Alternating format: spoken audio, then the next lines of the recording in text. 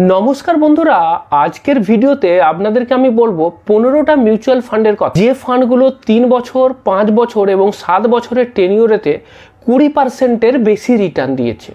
भिडियोर शुरूते दुटो कथा बोले नि যখন আমি এই ভিডিওর ডেটা বানাচ্ছিলাম সেটা 23 অক্টোবরের ডেটা। তো 23 অক্টোবরে আমি ডেটাটা ক্যাপচার করেছিলাম। আপনি যেদিন এই ভিডিওটা দেখছেন সেই দিনেতে এই মিউচুয়াল ফান্ডগুলোর এনএভি চেঞ্জ হয়ে যেতে পারে, সুতরাং সেই সময়তে এর রিটার্নটা অল্প বিস্তর চেঞ্জ হয়ে যাবে। আর দু নম্বর যেটা সবথেকে গুরুত্বপূর্ণ, যে মিউচুয়াল ফান্ডের পাস রিটার্ন কিন্তু ভবিষ্যতে রেপ্লিকেট নাও হতে পারে, অর্থাৎ অতীতে যে রিটার্ন দিয়েছে ভবিষ্যতেও এরকম রিটার্ন দেবে এমন কিন্তু কোনো গ্যারান্টি নেই। তাই মিউচুয়াল ফান্ড সিলেক্ট করার সময় কখনোই শুধু পাস্ট রিটার্ন দেখে মিউচুয়াল ফান্ড সিলেক্ট করবেন না, বরং আপনার ইনভেস্টমেন্ট গোল, আপনার রিস্ক নেওয়ার ক্ষমতা এবং আপনি কতদিন ধরে ইনভেস্ট করবেন সেইগুলো হিসেব করে তারপরে সঠিক মিউচুয়াল ফান্ডটা নির্বাচন করবেন। এবার যেটা বলছিলাম যে 15টা মিউচুয়াল ফান্ড গত 3 বছর 5 বছর আর 7 বছরের টেনিওরেতে 20% বা তার বেশি রিটার্ন দিয়েছে।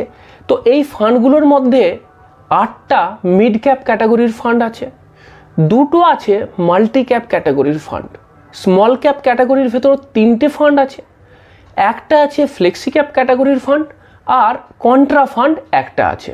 তো সবার প্রথমে আসি সেই 8টা মিড ক্যাপ ফান্ডের কথায় যেগুলো কিনা 20%-এর বেশি রিটার্ন দিয়েছে। প্রথম যেটা সেটা হচ্ছে এডেলওয়াইস মিড ক্যাপ ফান্ড। এর 3 বছরের রিটার্ন যদি দেখেন সেটা হচ্ছে 25.22%, 5 বছরে এই ফান্ড রিটার্ন দিয়েছে 28.94%, আর 7 বছরে এই ফান্ডের সিএজিআর রিটার্ন হলো 23.04%। 2 নম্বর fund HDFC mid cap fund, 3 বছরে এই ফান্ডের সিএজিআর হলো 26.71%, 5 বছরের রিটার্ন হচ্ছে 29.57%, আর 7 বছরের যদি রিটার্ন দেখেন সেটা আসছে 22.05%। 3 নম্বর fund Invesco India mid cap fund, এই ফান্ডের ক্ষেত্রে 3 বছরের রিটার্ন 28.54%, 5 বছরের রিটার্ন 28.18%, আর যদি আপনি 7 বছরের রিটার্ন দেখেন সেটা আসছে 22.69%।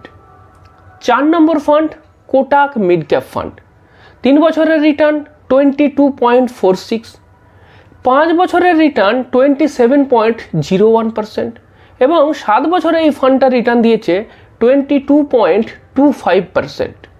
এরপরে আসছি 5 নম্বর ফান্ড যেটা হচ্ছে মহিন্দ্রা ম্যানুলাইফ মিড ক্যাপ ফান্ড, 3 বছরের রিটার্ন 24.35%, 5 বছরের রিটার্ন 27.47%, আর 7 বছরের রিটার্ন দিয়েছে 21.31%। এরপরে আসছি 6 নম্বর ফান্ড, সেটা হচ্ছে Motilal Oswal mid cap fund. এই ফান্ডে 3 বছরের রিটার্ন হচ্ছে 26.25%, 5 বছরের রিটার্ন হচ্ছে 33.02%, 7 বছরের রিটার্ন হচ্ছে 24.46%। 7 নম্বর fund Nippon India growth mid cap fund, এটা একটা মিড ক্যাপ ক্যাটাগরির ফান্ড। এই ফান্ডের 3 বছরের রিটার্ন হচ্ছে 22.88%, এরপর 5 বছরের রিটার্ন হচ্ছে 29.86%, 7 বছরের রিটার্ন হচ্ছে 20.07%।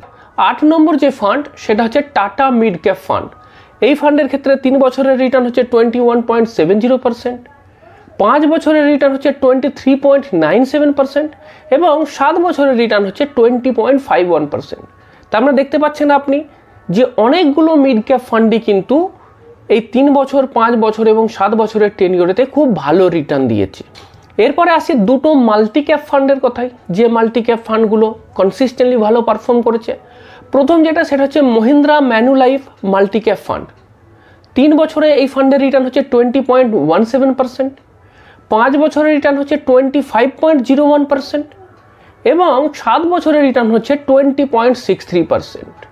আর একটা মাল্টি ক্যাপ ফান্ড আছে সেটা হচ্ছে Nipon India multi cap fund, এর রিটার্ন কীরকম আছে? 3 বছরের ক্ষেত্রে 22.88%, 5 বছরের ক্ষেত্রে 29.86%, 7 বছরের ক্ষেত্রে 20.07%।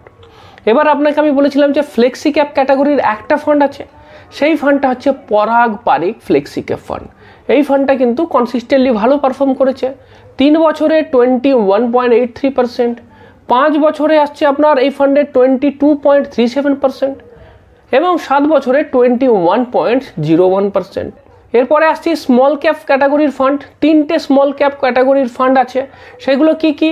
প্রথম হচ্ছে Nipon India small cap fund, 3 বছরে 23.35%, 5 বছরে 32.49%, 7 বছরে 24.12%। 2 নম্বর হচ্ছে কোয়ান্ট স্মল ক্যাপ ফান্ড। এই ফান্ডটা 3 বছরে দিয়েছে 24.68%, 5 বছরের ক্ষেত্রে 33.57% এবং 7 বছরে 26.50%। এরপর 3 নম্বর যে স্মল ক্যাপ ফান্ড সেটা হচ্ছে সুন্দরম স্মল ক্যাপ ফান্ড। এই ফান্ডটা কিন্তু ভালো পারফর্ম করেছে। 3 বছরের ক্ষেত্রে 20.96, 5 বছরের ক্ষেত্রে 27.17 এবং 7 বছরের ক্ষেত্রে 20.02%। এবং সবশেষে আসছে যে একটা কন্ট্রা ফান্ড, সেটা হচ্ছে SBI কন্ট্রা ফান্ড। এই ফান্ডটা কিন্তু ভালো পারফর্ম করেছে। 3 বছরের ক্ষেত্রে 20.90%, 5 বছরের ক্ষেত্রে 29.17% এবং 7 বছরের ক্ষেত্রে 21.50%। এইবার ভিডিওটা কিন্তু এখানেই শেষ না। ফান্ডের রিটার্নগুলো তো আপনাকে বলে দিয়েছি, কিন্তু কিছু ইম্পর্টেন্ট কথা বলা এখনও বাকি আছে। সেগুলো কি? প্রথম সেটা হচ্ছে যে ফান্ডগুলোর নাম আমি বললাম, সেই ফান্ডগুলোর কতগুলো আপনার পোর্টফোলিওতে আছে। হয়তো অনেকের ক্ষেত্রেই এক বা একাধিক এই যে ফান্ড তাদের পোর্টফোলিওতে থাকতে পারে, আবার অনেকে এমনও আছেন হয়তো তাদের পোর্টফোলিওতে এই ফান্ডগুলোর মধ্যে কোনোটাই নেই। কিন্তু তার মানে এই নয় যে তারা যে ফান্ডগুলো সিলেক্ট করেছেন বা তাদের পোর্টফোলিওতে যে ফান্ডগুলো আছে সেই ফান্ডগুলো খারাপ। কারণ একটা জিনিস আপনাকে জানতে হবে, সেটা হচ্ছে যে আমি বলেছি 3, 5, 7 3টে টেনিয়রেতেই।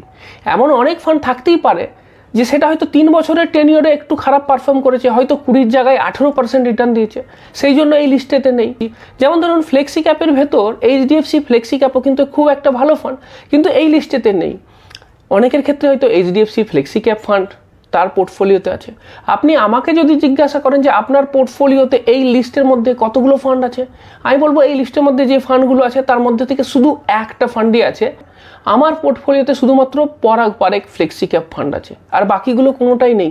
কিন্তু তার মানে এই নয় যে আমি যে ফান্ডগুলোতে ইনভেস্ট করেছি সেই ফান্ডগুলো খুব খারাপ রিটার্ন দিয়েছে বা আমার মিউচুয়াল ফান্ড থেকে গেইন খারাপ হয়েছে, তা কিন্তু নয়।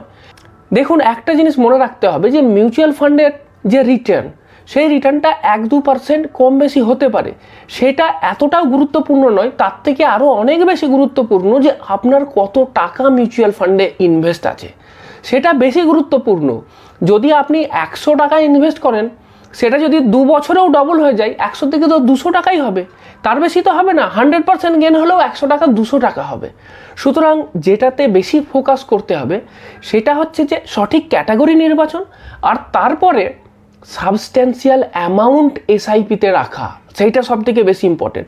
আপনি ফোকাস সেদিকে করুন যে প্রতি বছর ম্যাক্সিমাম অ্যামাউন্ট আপনি যাতে এই মিউচুয়াল ফান্ডেতে ইনভেস্ট করতে পারেন, সেটা যেন একটা সাইজেবল অ্যামাউন্ট হয়। এবার সবাই 50,000 করতে পারবে না SIP, মানছি সেটা আমি। আপনার কম বয়স, ইনকাম কম, 5,000 দিয়ে শুরু করুন, চেষ্টা করুন পরের বছর 5 থেকে 7,000 হবার, বা তারপরের বছর প্রমোশন পেলে ইনকাম বাড়লে 7 থেকে 10,000, 20,000, 30,000, এইভাবে অ্যামাউন্টটা বেশি বাড়ান, সেইটার দিকে ফোকাসটা বেশি রাখুন। কোন ফান্ডটা ভালো এই জন্য ওই ফান্ডের নামের পিছনে বেশি দৌড়বেন না। এইবার যেটা আপনাকে আমি বলছি যে ফান্ডের নাম নয়, সঠিক প্ল্যানটা খুব গুরুত্বপূর্ণ। তো সঠিক প্ল্যানটা কিভাবে করবেন সেটা যদি জানতে চান, তাহলে আপনি আমার বাঁ দিকের ভিডিওটাতে ক্লিক করুন।